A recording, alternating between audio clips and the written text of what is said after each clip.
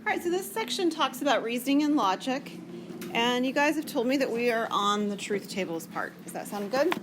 Okay, great.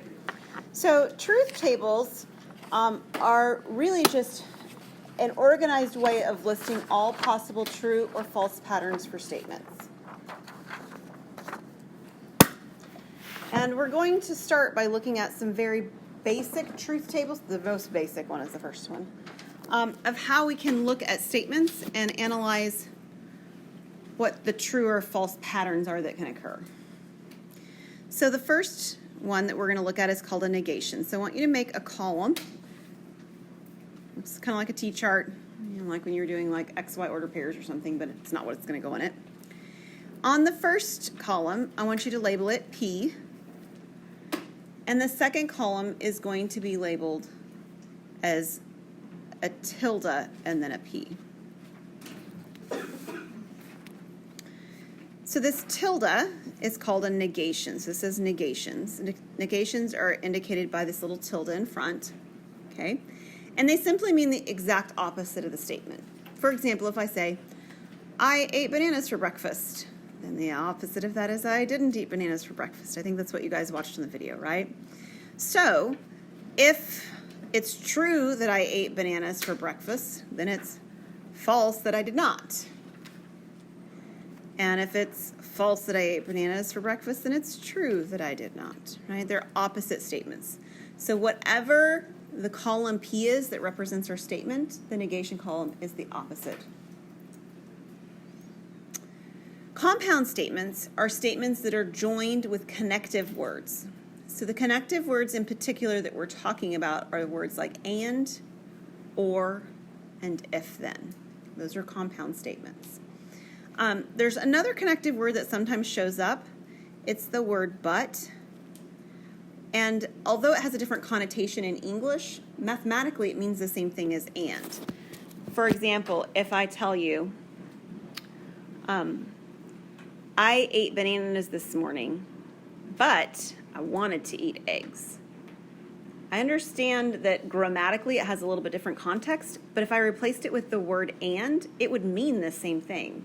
I ate bananas this morning for breakfast, and I wanted to eat eggs. It's the same thing, right? We mean it a little bit differently when we use the words and or but they actually have the same resulting reality. So if you see the word but, it just is the same as the word and. So the first one that we're going to look at is the word and. So a conjunction. A conjunction is the equivalent of an and statement. And it's true only if both statements are true. An and statement, or a conjunction between two statements, is written with an upside down V between the statements. So if we've got statement P and statement Q, and I use my upside down upside down V, that means and.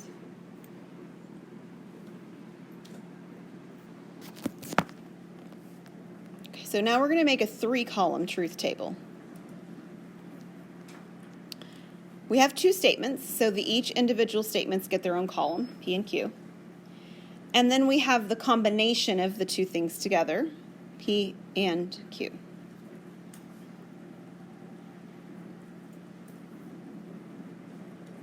Okay, they're really good so far. All right, so I want to talk through with you how we create columns P and Q, but then I want you to realize that the P and Q columns never change. Has anybody taken critical thinking? Okay, it's very similar to what you learned in there. Okay, we use a few different notational things, but you'll see a lot of similarities. So on the P column, it is possible that the statement P is true and that statement Q is true. They could both be true. Right? To give you 2 statements, they could both be true. It's also possible the first statement could be true and the second statement could be false. Or maybe the first statement was false and the second statement was true. Or maybe both statements are false.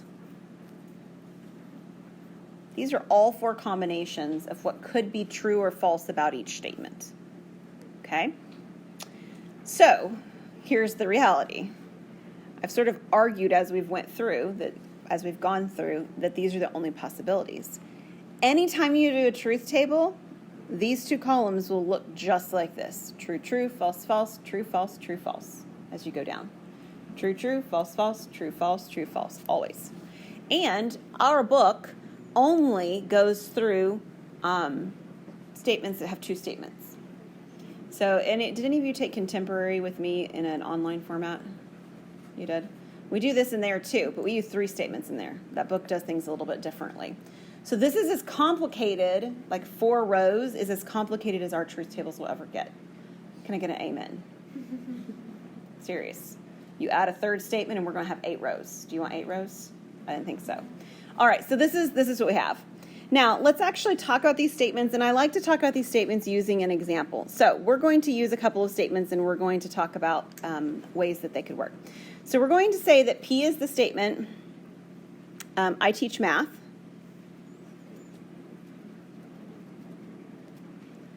And Q is the statement, I am a mom. Okay? Those are our 2 statements. So, you guys know a little bit about me because I've introduced myself on day 1, right? I walk in the door and I say, I teach math and I am a mom. And that would be a true statement because I do teach math and I am a mom. So if I say that statement, it's true. Have any of you had Dr. Drake? How about Dr. Horn? No, he's not the one I want to use. Dr. Drake's the only one I want to use. Okay. So Dr. Drake is Nathan Drake. Nate Drake. Isn't that a cool name? It's a cool name. I mean, I feel like it's like Clark Kent. He's probably some superhero. So he teaches in the math department with us. Okay, Nate Drake. So Nate Drake walks in and he says, I teach math and I'm a mom. And you're like, I don't think so. Wrong gender, right? Not a mom. So that statement, if he made it, would be false because it fails the second part. The second part of his statement was false, so the whole thing is now false. Okay? How about Miss Young? Dr. Young now. Do you guys have Dr. Young? Yes. Or, Dr. Young is the one I want to use. Dr. Young. Dr. Young walks in. If you don't know Dr. Young, she teaches in the education department, and she has children as well. Okay? So Dr. Young walks in, and she says, I teach math, and I'm a mom. And you say, no, ma'am, wrong department, right? Wrong department. That's false. Not going to work. We'll use Dr. Horn for the last one. So Dr. Horn, if you haven't met him, is also in the education department, and he's a guy, okay? And if Dr. Horn walks in and he says, I teach math and I'm a mom, you probably start laughing, right? Just like with Dr. Drake, because clearly. But yeah, it's not true, right? It's a false statement because he's neither one. So the reality is that most of the time, a conjunction's false, right? It's very, very rare. You have to have both individual pieces true for the whole thing to be true. Otherwise, you've got a false statement. That's a conjunction. All right, we're going to use the same example here on the next slide. But we're going to do an or statement. All right, a disjunction. So conjunction means and, disjunction means or. A disjunction equivalent to an or statement is true if either the statements are true or they're both true. And it is written so that it actually looks like a V between them. A right side up V.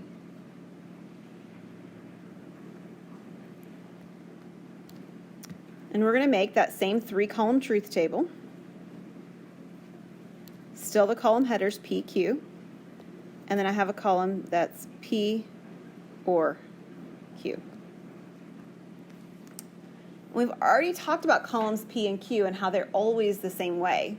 So we can fill them in. True, true, false, false under P. And then true, false under Q. And we'll use our same people. So I walk in and I say, I teach math or I'm a mom. And you think, why'd she use the word or, but okay, right? That's what you would think. Like, that was a really weird statement to have a little or in the middle there. But it wouldn't be false. It just would sound funny. It'd still be true. Dr. Drake walks in and he says, I teach math or I'm a mom. And you're like, I bet I know which part's right. Right? Yeah, you would. But it'd be true. He does. Teaches math. Dr. Young walks in and she says, I teach math or I'm a mom. That's also true. And Dr. Horn walks in and he says, I teach math or I'm a mom. And you still giggle a little bit and you're like, I don't think so. Right? Not going to work. So or statements are true a lot of the time because you only have to have one of the two pieces to be true in order for an or statement to be true. So we're going to do just a general truth table next. We'll get to the if then one in a minute here. That is another one. But we'll just do a general truth statement table or truth table given this statement P and tilde Q. So first word to the wise. You will always have a column for P and a column for Q, even when it says tilde Q in the statement. We'll get to that part. It'll be there, but the columns always start out P, then Q. Okay? So you're going to create columns for P, for Q. And then you're going to look at your statement and figure out what else do I need. Well, the next thing you need is anything that's got a tilde on it, really. So P doesn't have a tilde, so don't put a tilde P column. Don't make it messier than it needs to be. We're not wanting to do extra work. At least I'm not. I don't think you are too, right? No. But we do have a tilde Q, so we are going to have a tilde Q column. And once we have all the individual pieces, we do the combination of it. So in this case, I need one more column, and that column is going to be P, was it an or? No, it's an and, tilde Q. Okay, you know how the first two columns go, right? It's good stuff. You can always start these problems because they always start the same. True, true, false, false, true, false, true, false. So far, so good? Okay, negations are really nice. So with a negation, what you're going to do is you're going to figure out which column you're negating. Well, this says Q. So I'm only looking at this column. Ignore the P column. It has nothing to do with this particular one I'm working on. Just looking at the column that's highlighted in blue. And a negation means switch them all. Right? So if it was true, now it's false. If it's false, now it's true. So in my column now, it goes false, true, false, true. And I'm done with that column. And then the last one actually tells me I'm going to look at two columns simultaneously. Column P and column tilde Q. So I'm looking at those two columns and I'm going to join them with an and statement. Sometimes people think that and looks a little bit like a capital N's point, just if it helps as a reference, remembering which is which. All right, when is an and statement true? What does it take? It takes both to be true. You're exactly right. So I'm looking across here, and anytime I have true in both the blues along that row, it'll be true. So in the first one, it says true, and then it says false. So that would be false. The second one says true, and then true. So that one is true. The third one says false and false, so it's false. And the last one says false and true, so it's also false. Okay, so you're working piece by piece. Now sometimes you could create a truth table and you get this assortment of T's and F's at the end, and you could create the truth table to another one and you could compare them. You could compare two different truth tables sort of in resulting column. And if you do, and those two different truth tables resulting columns match perfectly, then they're called logically equivalent. So two statements that have the same truth value in every possible situation is written. So we're going to say that the statements are P and Q. And it looks like a triple equal sign in between them. Okay? Almost like it's for emphasis or something. It's not, but it means they're logically equivalent statements. And down here, these actually, I don't have a symbol inside of the PowerPoint to do it. These should have triples as here as well. So if you take a look, the next piece is called De Morgan's laws. De Morgan's laws talk about two different ways of writing a combination statement where they're logically equivalent. But you can tell they don't really look the same on both sides, right? So the first one has a tilde outside a set of parentheses. The second one has the tilde sort of moved through the parentheses. And you'll notice as well that ands and ors switch places. So what it feels like when you use De Morgan's laws is that you're distributing the negation through to all three pieces. That's what it feels like. P changes to negation of P. And changes to or. Q changes to the negation of Q. And the same works on the second one.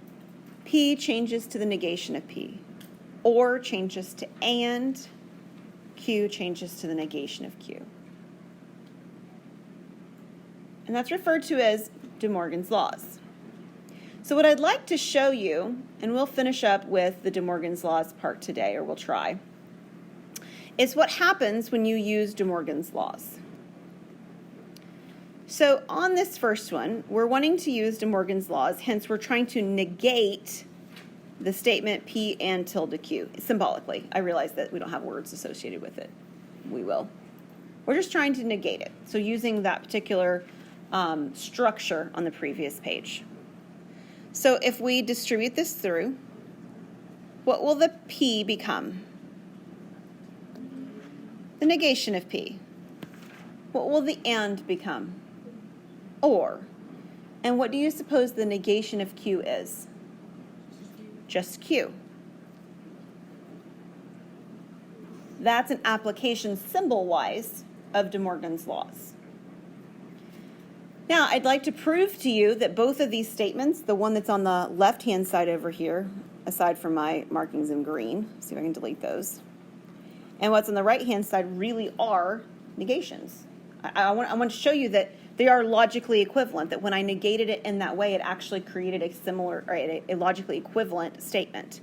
So what I'm going to do is I'm going to create two truth tables, one that's for the left-hand side of this sort of equation, and one of them that's for the right-hand side of this equation, and we're going to compare the far right columns to see that they match. So the first one has P and Q in it, right? So we've got P, we've got Q. Okay, just like with algebra, you're working from the inside out. So we're focusing inside right now. We have a negation a negation Q. And we also have, as again we're working further inside, the combination of P and the negation of Q. And then moving our way outwards, we have the negation of P and tilde Q. Okay, so we're just working piece by piece outwards. Now we already did over here the first part of this truth table. So I'm just going to copy it over, okay? Trues and falses and so forth. So it was true, true, false, false, true, false, true, false, false, true, false, true. And then the last one was it? False, true, false, false.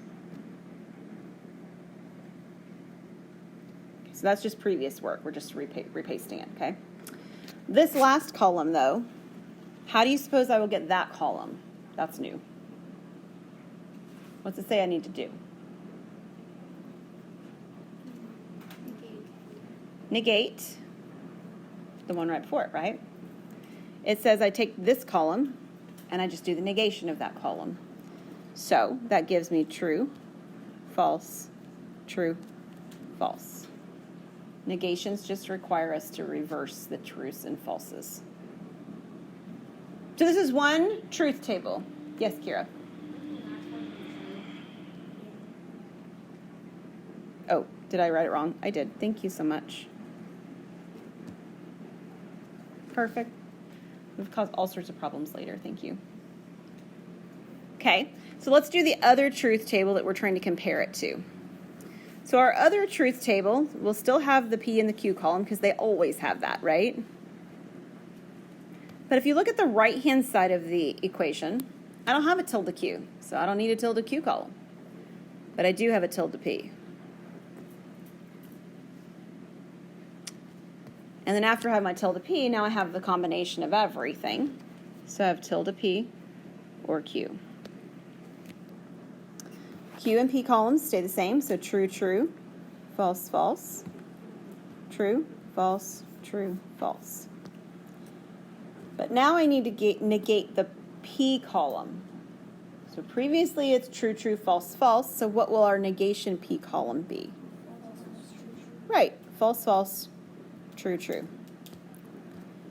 And then I need to take a look at tilde P and Q and an or statement. When is an or statement true? Yeah, if at least one of them is true, right? So on the first one, I have true, false. That is true. On the second one, I have false, false. That is false. On the third row, I have true, true. So that is true. At least one's true, right? And on the last row, I have false, true. And that's true. And if you take a look at the very end here, the far right column of both truth tables, they match. And that proves that they are, in fact, logically equivalent. So we will pick up on example 5. We will do our group work next time, of course, as well. And we will start in on section 2.2. Okay? All right, well, have a lovely weekend.